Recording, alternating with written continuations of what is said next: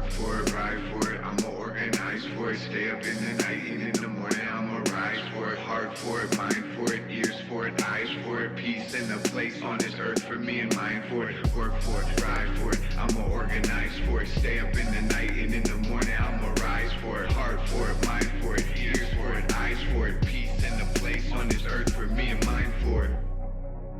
Hey, thanks for tuning in to the Money, Power, Land, Solidarity podcast. We have a really special treat today.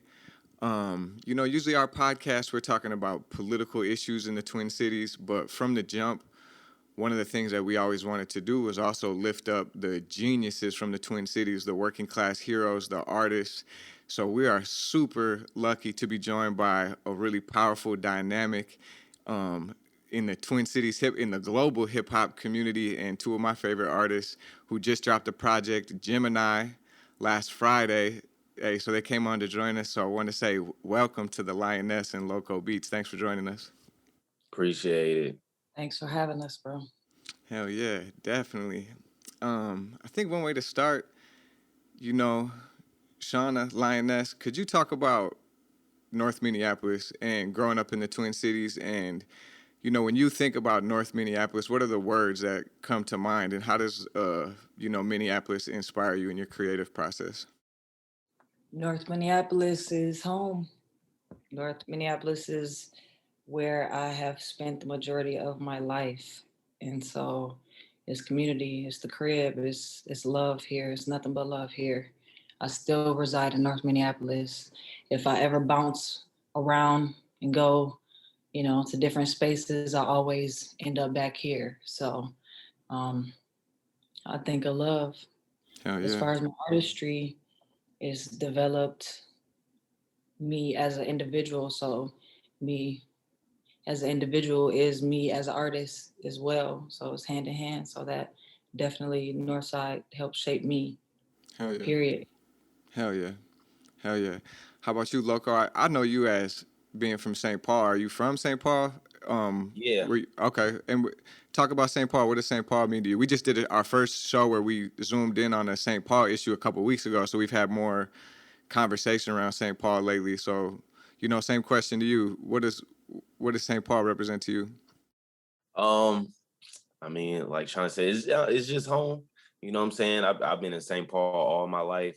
When I think of St. Paul, I think of Midway. I feel like when anybody think of St. Paul, they think of Midway. And that was kind of like the hub. That's like the hub of the city. You know what I'm saying? That's where everything go down. That's the spot. I love it there though.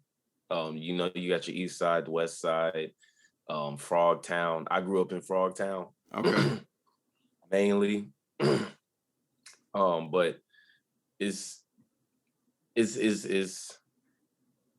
a quiet, you know what I'm saying? It can be quiet, but it can also turn up, and that's what I like about it. Oh, you definitely. It's low key, but if you know where to be, it's gonna pop. You know what I'm saying? Definitely. Yeah, I got a lot of love for St. Paul. All right, so I got another question. I was wondering, I'm gonna start again with the Lioness and then open it up. How did you become the Lioness? Like, when did you first have that itch where you were like, I got to put pen to paper or I got to express myself? I'm curious about that journey, and then wondering if you could walk us through that. Was there ever a time when you, like, first spit a rhyme to somebody or, kick something and you thought, like, oh, damn, I might be cold at this? Like, like when it hit to you that this is what you wanted to do. Could you walk us through that? Oh, man. So I started doing poetry just as a shorty. I remember, so my family grew up in the church, and so there were different opportunities to showcase talent, whether it be choir or youth night or something like that. Yeah. But I also remember just on the school bus, like we'll just freestyle.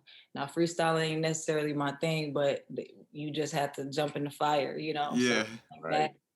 And then what was your second question? Just kind of like, was there a time when you realized, like, damn, I'm good at this, or like, this is for me, this is the path I want to take? Like, was there like a series of moments or a certain moment you remember when it really clicked with you? On the back of that bus. on the back of that school bus. I got to just eat like, oh, okay. Yeah, Somebody be like, oh, I'm like, okay, I'm yeah, gonna stop. Okay, this the reaction? Oh, this it. yeah, hell And then yeah, it started to be the outlet. It started to be, my father listened to a lot of jazz. My mother listened to a lot of gospel. My brothers listened to a lot of hip hop. It was a lot of instruments in the crib, bass, guitar, rhythmic, drums, percussion. So yeah, it was all around me. I was surrounded by it. So it was no escaping it.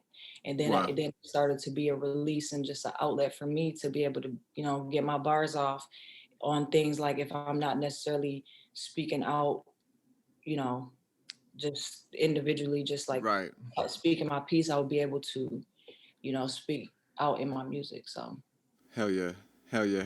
How about you, Loco? When did you start making beats, or what was your journey into music like? Do you have Um, bars too? I never heard you rap. a little bit here got and bars. there. That ain't really my thing, but you know what? My mom and my pops just one day they brought me this program. It was called Magix. Way before Ableton, way before Pro Tools, way before any of that. They bought me this program, and you know what I'm saying, I just started messing with it.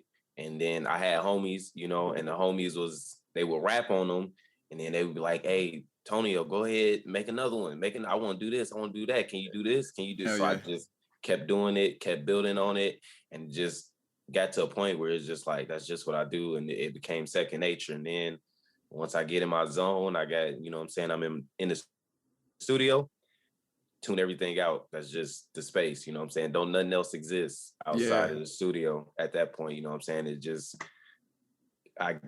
kind of grew on me, I guess. And yeah. I just build on it and honed in on the craft.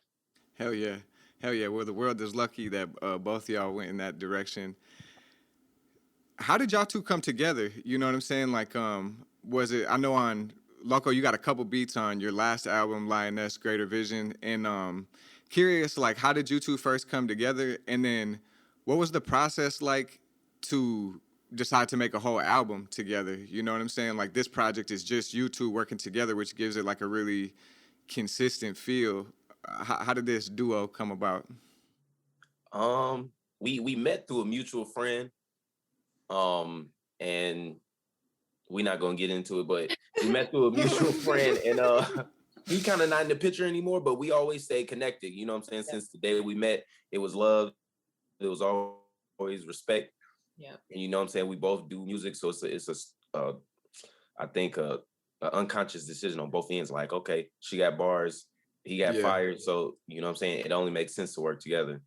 real But it's shit. always been love and respect, and I think that's what kept us in the loop, because you know what I'm saying, we be on the same vibe most of the time. Right. Hell yeah. Exactly what he said with that. As far as making a project together or coming to that decision, it was we spent a lot of time in the studio in it, and we worked on songs that didn't necessarily go on any projects, but it was always a vibe when we got together. Whether it's he's making a beat from Absolutely. scratch, I'm like, oh, could I hop on this, or could I put a bass line here? It was always organic. Or he'll, freestyle with me or whatever. It's always like love at the foundation and just friendship. And so we just dove into it. And really, we were going to release this project last year, but just Okay. I believe in divine timing, and it Facts. came out in the time that it was supposed to. And so I'm glad that we ended up doing this. And the date is significant, just like the reversal of the numbers, and also, just what this project represents. Mm-hmm. Could you talk about that? Like, I just got to get my. I don't, is it a plug if you big up yourself for getting married? But it was. Hey, plug me. That's Hey, fire too. I just heard Michaela congratulations. laugh in the other room. That's fire though. Ain't Yeah, nothing but wrong with that. nah, At but all. yeah, we got Got married that on the day nut. this album was released. What? I didn't know that. Same Yeah, thing. yeah, and it just that the symbiosis in the numbers. Can you talk about what the project represents? Like, what is Gemini? Like it's like a concept album in a sense. You can feel like a similar question or a similar duality leading through all the tracks. Like, tell us about Gemini. Word. So Gemini is balance. You think of, I remember taking a course with you or a class, a seminar that you were leading, and you talked about balance. Like, okay, you could be a Vic, or you could be overly, arrogant or whatever. Like, you got to have a mixture of both, of like, no, I'm not going to stand for this. You're not going to, I'm not a pushover or whatever the situation is, but not overly fully yourself either. So balance in that way. And then Gemini is like the jewels within yourself that you find from the lessons in the different things that you go through.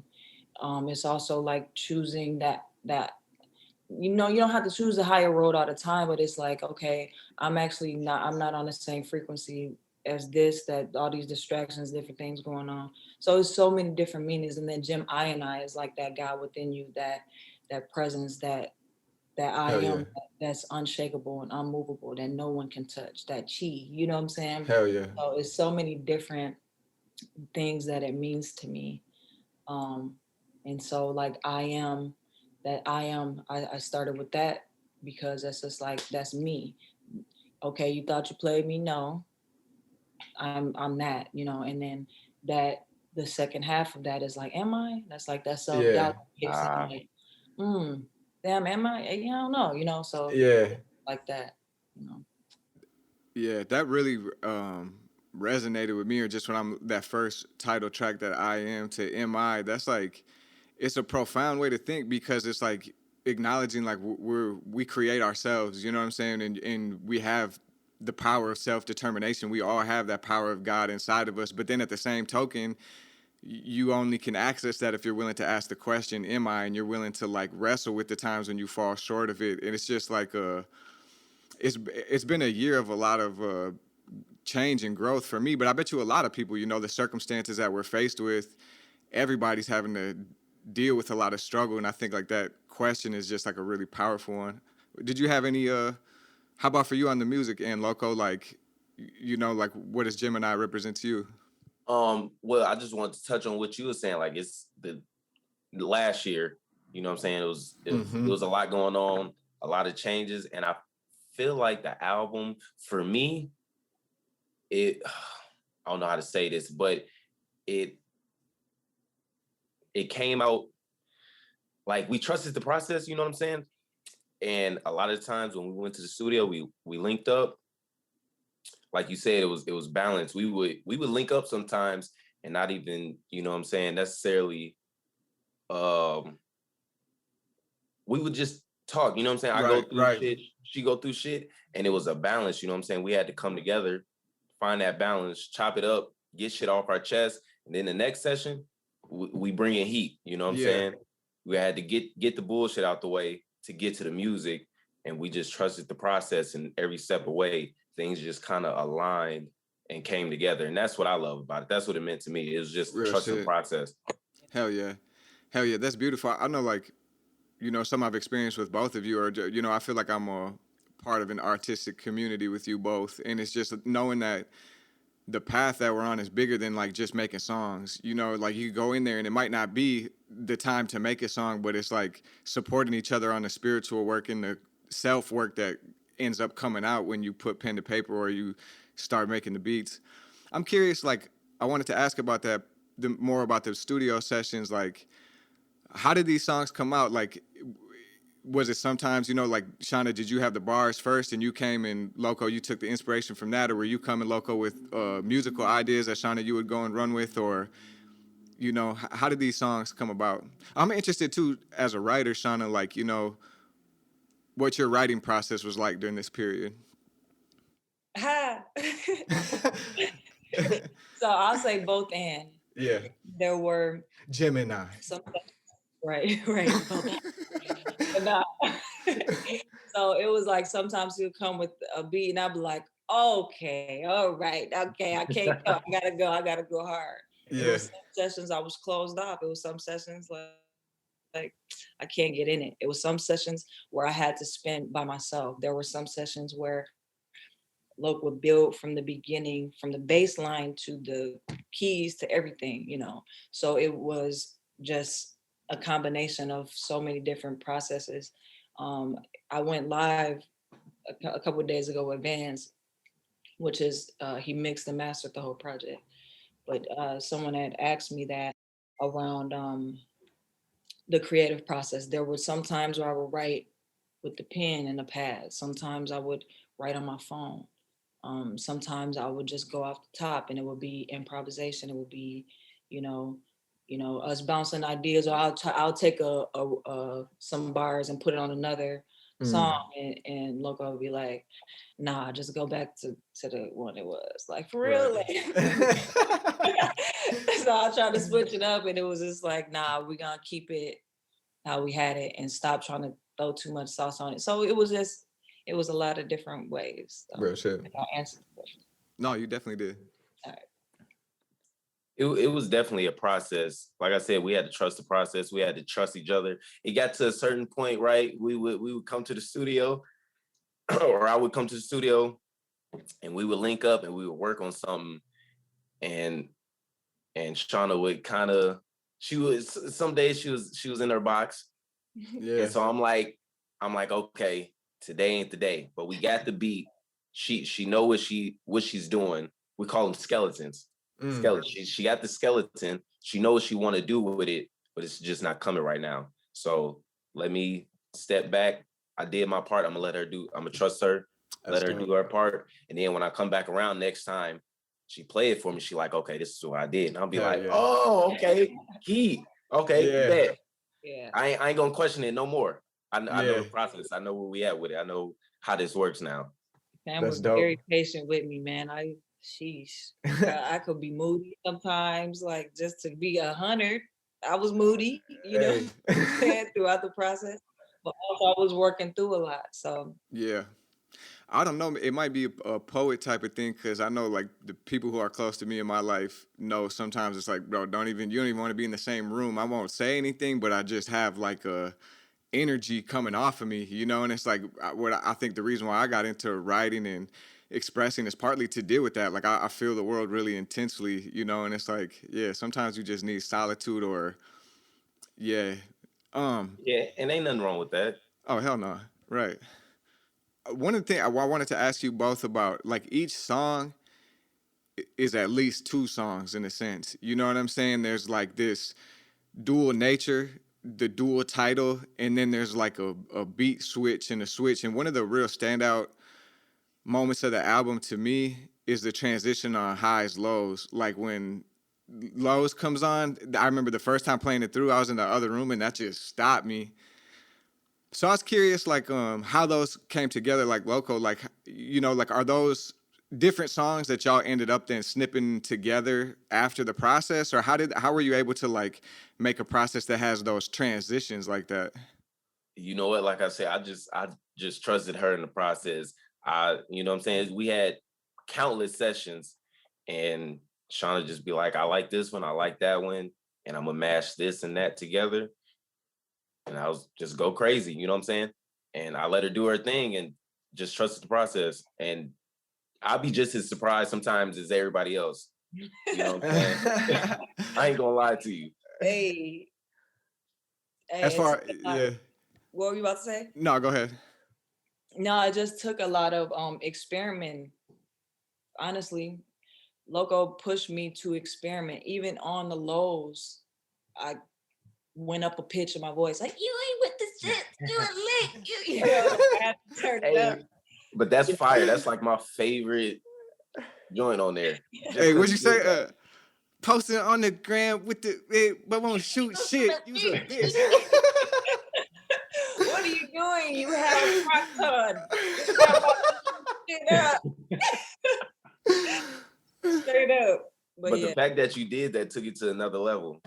Yeah, I think your voice is one of the things that really, it's not new. Like, I've heard it in your last project, but your voice is super dynamic on this. There's like a lot of singing, you know what I'm saying? There's a lot of almost like a humming. There's like really sharp percussive rhymes. There's like the really like I don't know what the word is, like the calm tone on the unders on a lot of them. Like if when I'm listening, you're doing a lot with your vocals. That's really dope. And shout out DJ Advance again. Advance did a great job. Like I played it back on the Bluetooth and in my headphones, and there's like so many little jewels in the mix. Thank you for that. And big up Vance, straight up. Yeah. Yeah. Yeah, he did his thing. Yes. Yeah. This is great. This is great.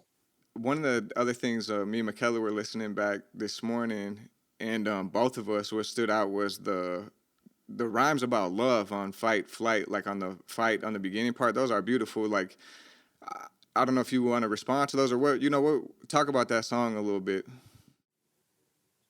Really, so that song was one of the last ones I touched, and I'm glad.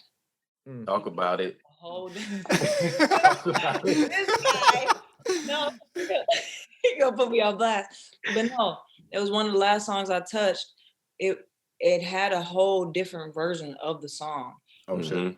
The first one was very emotionally charged, and I was hot, and I was dealing with a lot. I was dealing with some love that I thought was lost. It's never no lost love. If I ever, whether it be a friend, ex-partner, whatever, it's never any love lost. If there was a time that there was love, it's always gonna be that. You know what I'm saying? Yeah. So there was really no balance in the original. It was just like I'm out for blood. I'm gonna, just on both sides. So like, where's the balance? So I had to take that whole song off, you know what I'm saying, and come back to the foundation, which is always love for me. So I'm just like, okay, what does love feel like? What is the love that you want to give? What is the love you want to receive? And so that's when I just had to dive into it. It's just, yeah, it's always gonna be love. Hell yeah.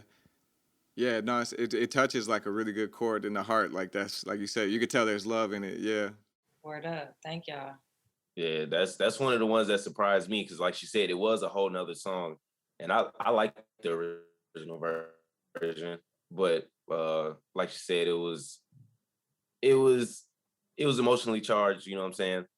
And but when she went back and did it, and I heard it, I was like, damn, because like you said, it really hit you. You know what I'm saying? So I love that she went back and did. I tell her all the time, like it was a smart decision. Thank you. Me and him kept going back and forth on that one. That was one where it was kind of some static. Like, no, I'm not doing it. I'm not. I'm like, no, I'm not. I love the original, but it was fire. It was fire. Yeah. Hey, it's a hard thing. Go ahead. My bad. No, I'm just saying, like making music with someone is a challenging process. You got to be a excellent communicator, and it takes a lot because you feel I'm sensitive about my shit. You know what I'm saying? And then but it's also, that's what I love about working with people is I feel like as a person, it's made me a better communicator because you got to be able to depersonalize. You can't be, egotistical or too selfish in being a healthy collaborative relationship because you're going to take too much shit personal. But when you're with somebody who really wants to pull the best out of you, that it's helped me in my personal life, That's real. Yeah. You got to be open to feedback. You know what I'm saying? There are some levels that you just got to compromise. Certain things you got to stand on. Like, no, this is going to be this way. Yeah.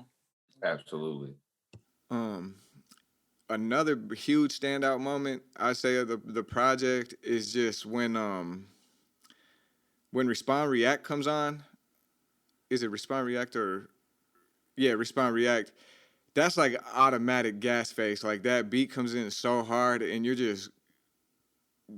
it's just an incredible way to end the project. And I was just wondering if you could talk about that Respond and React. You asked the question kind of in the track, like, are you responding or are you reacting? And I feel like just like you opened it up with a really powerful question about like, self-creation and self-determination, and then to close it with that, it's like a good bookend. And just wondering if you could talk about that. Like, what do you mean when you are asking yourself that question? Are you responding or you're reacting? And what could people gain from asking themselves that question? Damn, that I don't know how many times I have to check myself. You know what I'm saying? Like, or get checked. Like, and is it is what it is. Am I responding to your question or to your energy that you giving me, or am I reacting? Am I turned up? Am I just like we talked about that song? We had to extract out. I was reacting. I was in a space of Right. just feeling like I got to answer back. I got to fire back. I got to. No, man, you're not about to disturb my peace. I'm going to respond to you, whether that be me not saying shit to you, or I'm no, actually, you're not gonna. It's just Yeah. like it's just different. I'm not gonna give you what you want from me, because you're asking for it. So Hell yeah. How about for you, Loco? Man, I like you said, I thought it was a perfect song to end the project.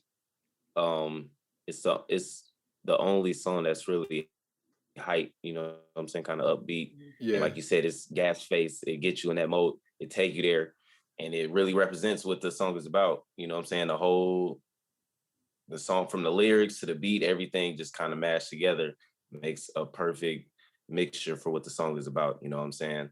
Hell yeah. It to me, it again, like I'll tie it back to this moment politically, or kind of like what we're talking about with the podcast is with the pandemic, with the level of oppression and right wing violence in the United States is like, and just the conditions we're living in, this ecological crisis, this moment in history.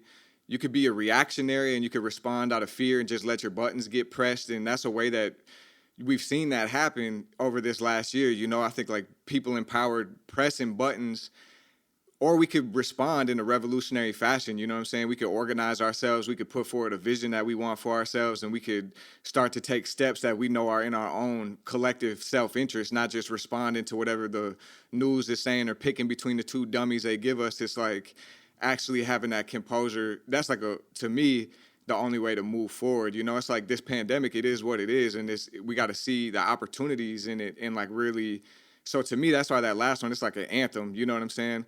I think you said might have a bundle of sage, might have a blade, might have that thing on me. Hang on me. What?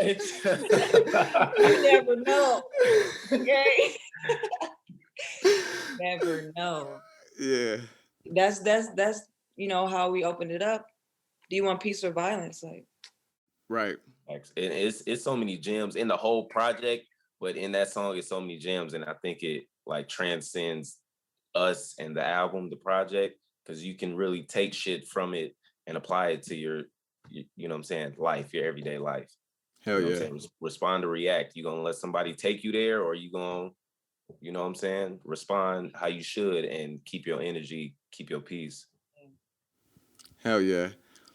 Um, I just think like not to gas you too much, but since we got here, you hear that's like something I'm super impressed by always with your MCing, Shauna, is like your flow is so dynamic and the melodies are going and the way you record your vocals are captivating and it's making me bob. But then I have to stop and think like, damn, did she just say that? Where there's like so many lines in here, rhymes, where I had to double take, and you're good at just kind of sneaking them in back to back to back. Where like when I listen, I still listen to your old projects and hear shit like, damn, I didn't even realize she said that. You really doing it at the highest level, I say. all praises due, man. All That's praises. a fact. Look, she want to be humble right now, but look, Right. I'm gonna say I didn't heard that from multiple people, and even myself. Sometimes I go back listen to the songs and I be like, damn, that's a bar. That's a bar. I didn't heard Yeah. it from multiple different people. You good at that, slipping in the little bars here and there, and they be jewels, low key, Yeah. stuff you can really hold on to.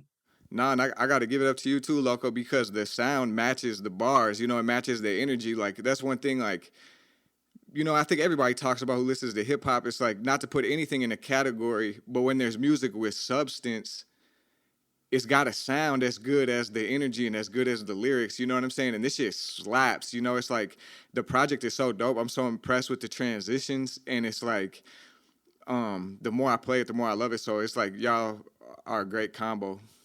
Man, we appreciate it. Thanks for that, man. Hell yeah. Um, I was gonna ask some other questions, but I think this is a good place to keep the focus on Gemini right now. You know what I'm saying? I want to say I really appreciate y'all coming on, and could you point our listeners to where they could get the project? How could they get it? Where can they check y'all out at? Word. So we are both independent artists. So we released it on Bandcamp first. So thelionessmusic.com. Just click the link and follow it to Bandcamp. It'll redirect you to Bandcamp and be blessed. Later on, we'll stream it, on major platforms. But as of now, we just Yeah. have. Can I? Tap in on Bandcamp. Hell yeah. Hey, could I ask one more question actually? Because that brings up a good dynamic, and I noticed that y'all released on Bandcamp before the streaming platforms this year. This time around, and could you just talk about that? What's the science behind that? And to give it some more context, one of the things that we've been challenging with our podcast is like the arts economy. This Upper Harbor Terminal project they're building in North Minneapolis. One of the cornerstone of the project is a 7 to 10,000 seat music venue that's owned by First Avenue. It's getting a lot of public subsidies. This is a company that's owned by one of the, a white inheritor of wealth. And in my view of it, it's really privatizing wealth towards wealthy white people, giving people opportunity in North Minneapolis who are not North Minneapolis artists, So just thinking about like as an independent artist right now, what's it really like? Like what's the arts economy like in that's kind of a broad question, but more so than a question, could you react to that, respond to that, respond to that? Hey. Honestly, it's not fair. As an independent artist, it is not fair. You have some people who try to throw you $100 for a 45-minute set. You got those streams that they take 95% of the, like, we put our blood, sweat, tears, Yes. energy, passion, heart. We should be reaping the benefits of that, not people that have the major platforms. So I don't know if it's just utilizing and knowing where to go to put your music to get the bang for your buck. But as far as what I've experienced, is not really fair, to be honest. So I'm just like, how can I navigate in ways that I can still be heard, but still do it independently and still stay true to myself, and to what I put into it, and just hope that it comes around, not just financially, wanting to touch people, but let's be real. We want to get our bread too, Nah, certainly. Well, certainly. we have to eat. What are you saying? Facts. Yeah. I just hope things turn around and people stop trying to like capitalize off the talent or off the, because it is not just about talent. We go through shit to be able to turn this pain into something beautiful. You know what I'm saying? Right. And Hell yeah. make it into something. So like, you ain't with me shooting in the gym when crying trying to get it together. Like, be fair, man. Like, yeah. So. Yeah, you taught me a lot about the community. You know what I'm saying? You taught me about like investing in yourself and like all the grants and the things you can do as an independent artist to help yourself out instead of reaching out to the larger companies or, you know what I'm saying, the streaming platforms where they just go on take from you. You know what I'm saying? Yeah. So I appreciate that part because you taught me a lot on the back end as far as that goes. Yeah, I was proud that y'all put it up on Bandcamp, because I don't know if the casual listener really recognizes like all the work that you have to do to get your project up there on them streaming sites, and you're not getting a penny on the stream. You're getting fractions of a penny. And it's people in suits far away somewhere who are making so much money off of the artists, and everything that you said I affirm in terms of you should be able to eat and all the work that you put into it. But when I'm thinking about revolutionary changes in our society and a different type of economy, it's like our artists, y'all are teachers. We are teachers, spiritual workers, mental health workers. We should have a valued place in society. That whole idea of like the starving artist or the fact that you gotta just constantly try to sell out and commercialize. Right. That's bogus, So as we're questioning these developments, I'm like, I heard in Europe, there's some places where if you prove that you could do a certain amount of shows and your artistry is at a certain level, like you book a certain amount of shows a year, you get a guaranteed income, a pension, health insurance, maternity leave, paternity leave. Like you're drawing a public salary. So I'm just interested in ideas like that, like recognizing, like just like everything else in capitalist America, like artists are really getting a raw deal. And you know, even making the transition to putting it up on Bandcamp, hopefully people that are listening to this go buy that project. You know what I'm saying? Really go buy that project, buy some merch. Hell yeah. And when we can, go out to the shows, you know? Love. Hell yeah. Well, thank y'all. This is the Combat Jake show today. Yes, sir. Hell yeah. Thanks for joining us. Thanks Again. for having us. Hell yeah, we were with the Lioness, Loco, Gemini, Money, Power, Land, Solidarity. We need money, land, solidarity. If you funny, stand very far away from me. We have running plans about as far as they can see to keep them coming.